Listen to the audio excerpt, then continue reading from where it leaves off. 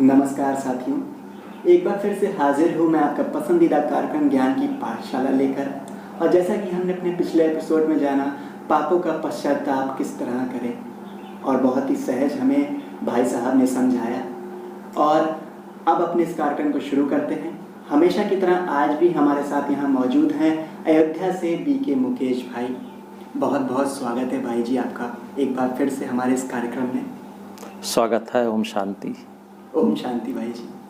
भाई जी, मैं हमेशा एक से एक नए नए प्रश्न लेकर आता हूँ, और आज का मेरा एक नया प्रश्न है कि आजकल हर तरफ देखा जाए परेशानी है, दिक्कतें हैं, मुश्किलें हैं, और पूरे विश्व में अशांति फैली हुई है। और इस अशांति के साथ ही साथ हमारी प्रकृति भी बहुत डिस्टर्ब हो चुकी है। हमारे पांचों तत्व न जाने कब बरसात हो जाती है और कब मौसम बिगड़ जाता है, कब बाढ़ आ जाती है, कब भूकंप आ जाता है। ये सारी चीज़ें एक तरह से पूरी तरह से डिस्टर्ब हो चुकी है, और उसके साथ ही साथ में मनुष्य भी गिरावट की तरफ आगे बढ़ रहा है। तो इन सब का प्रमुख कारण क्या है, ये सब क्यों हो रहा है, इसके बारे में आज हमें कुछ बताइए, और इनसे बाहर आने का कोई एक सुंदर विकल्प हमारी साथियों को बताइए। जरूर।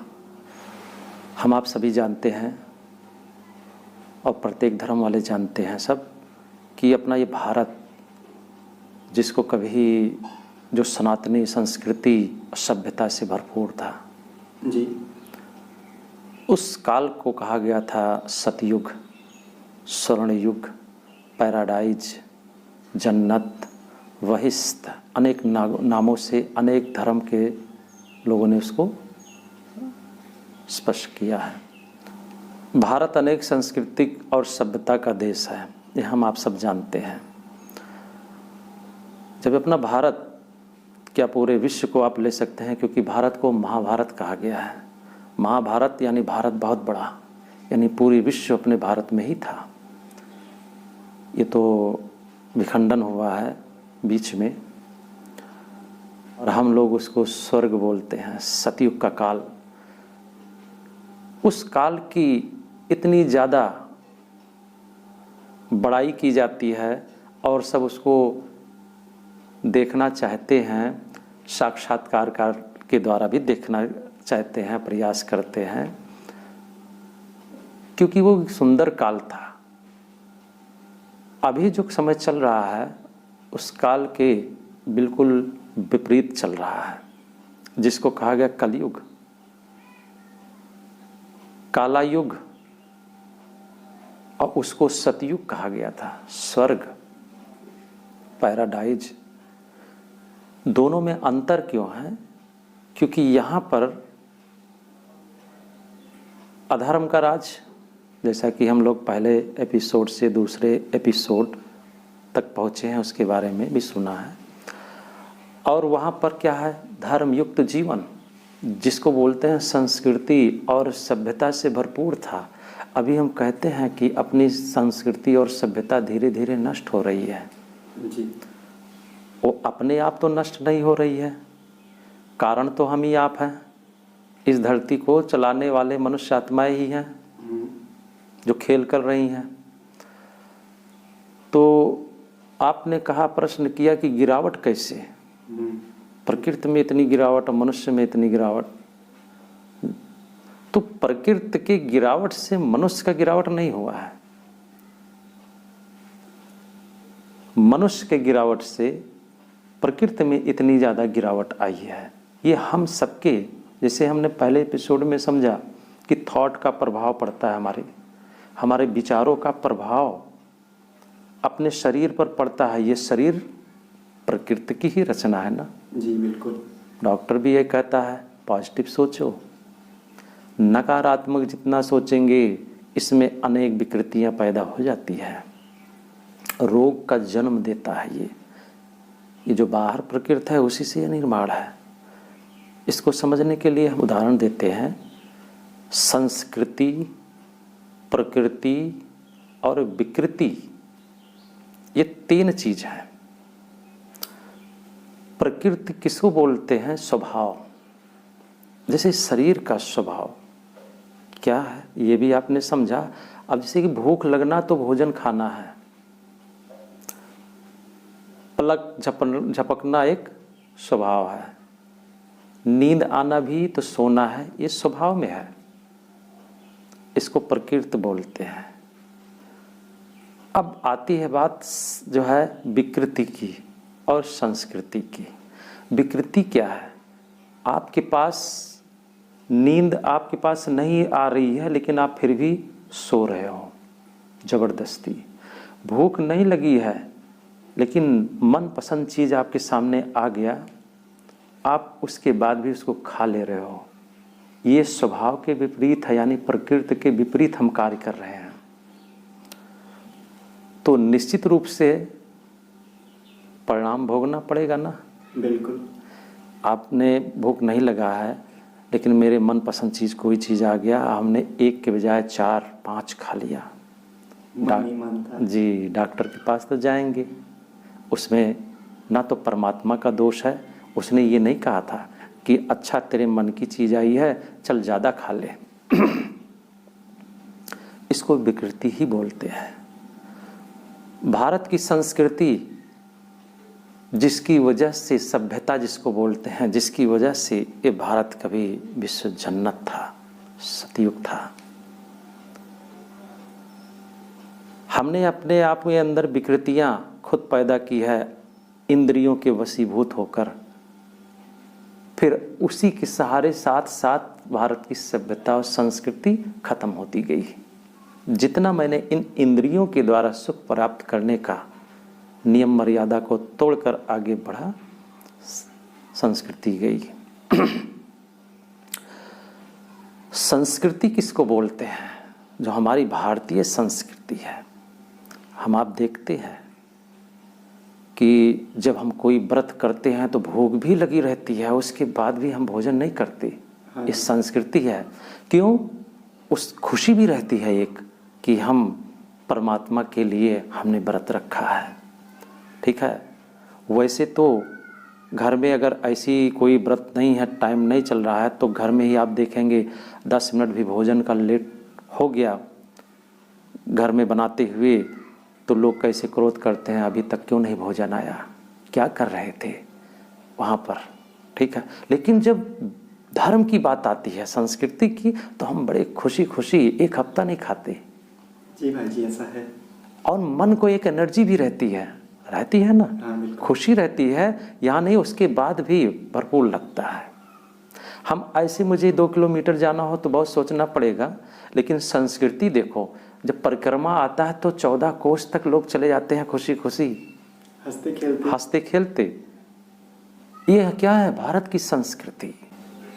रात में जागृत होकर, जाग कर हम जो भी त्यौहार होता है उसको खुशी खुशी मनाते हैं। ऐसे कहा जाए आज जाग जाओ, थोड़ा सुबह जल्दी नहीं, 10 बजे तक सोते, 9 बजे तक सोते।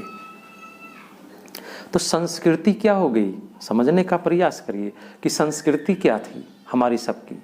ये हम सब जानते हैं कि संस्कृति जो परमात्मा ने इस सृष्टि का बैलेंस करना बताया था, जो हम सोचते हैं वो करते हैं, इंद्रियों के अधीन होकर हम सोच कर रहे हैं, तो मेरे सोच का और मेरे कर्म का, ये दोनों प्रभाव, ये 5 तत्व प्रकृति को जा रही है, और वही मुझे वो रिप्लाई में दे रही है। पहले हमने क्या किया, जैसे हमारे भारत की सभ्यता में, हम सब सांस्कृतिक देश है, तो हमारी सभ्यता क्या खाना था, कैसे खाना है, कब खाना है, इस सारी सिस्टम कितना खाना है, इस सारी चीज़ें हम सब जानते हैं। खाने का टाइम जब भोजन पचे जी, तो वो कहा गया सूरज निकलने से 2 घंटा बाद तक आप 9 बजे तक खाओ, बहुत अच्छा सा वो पच जाता है। लेकिन अभी क्या है, स्वाद के अधीन होकर एनी टाइम कुछ भी आ जाए खाते रहेंगे। पेट की सिर्फ क्षुधा मिटानी थी, लेकिन ये भूख यहाँ तक चढ़ गई है, इसकी भूख तो जाएगी नहीं, वो कभी नहीं समाप्त होने वाला, वो समाप्त नहीं होने वाला है। स्वाद के अधीन होकर भोजन अब हो रहा है। भोजन खाने के लिए लोग जी रहे हैं, जीने के लिए नहीं खा रहे हैं। डिस्टर्ब है, ये सारे कारण है। तन ढकने का भी बैलेंस था, कैसे पहना जाए, ये हमारी भारतीय संस्कृति है। लेकिन अभी क्या है, दिखाने के लिए है, ये डिस्टर्ब है। भारत में 6 ऋतु हैं, हम आप जानते हैं। ऋतु का बैलेंस देखो कैसे है। या बरखा का ऋतु आएगी, बारिश की, वर्षा ऋतु, तो वर्षा ऋतु अगर अपने टाइम पर ना हो तो कितना सारा चीज़ डिस्टर्ब कर देता है किसान के लिए, क्योंकि किसान जानता है बस अगले मंथ से बरखा ऋतु आ रही है, मुझे धान की रुपाई करनी है। लेकिन हमने यहाँ रुपाई तो कर दी और बारिश अब बरखा को छोड़कर आगे चला गया, नहीं बरस रहा है, धान तो सारा नष्ट हो गया। मान लीजिए बारिश हो गई लेकिन बारिश कुछ ज़्यादा होने लगी तो भी नुकसान है। अपने नियम और सिस्टम को ये छोड़ चुका, जो इसकी संस्कृति थी प्रकृति की वो छूट गई। संस्कृति थी टाइमिंग सब होना, हम आप जानते हैं पहले ऐसे नहीं था, अभी बहुत ज़्यादा डिस्ट्रैक्शन हुआ प्रकृति में भी। कारण क्या है, अब हम देखेंगे कि पिछले इतने दशक में मनुष्य के अंदर कितनी गिरावट आई। तो प्रकृति ने जब अपना भाई उसका बैलेंस उसने भी खोया, अब मनुष्य ने क्योंकि अपने कर्मों का बैलेंस खोया।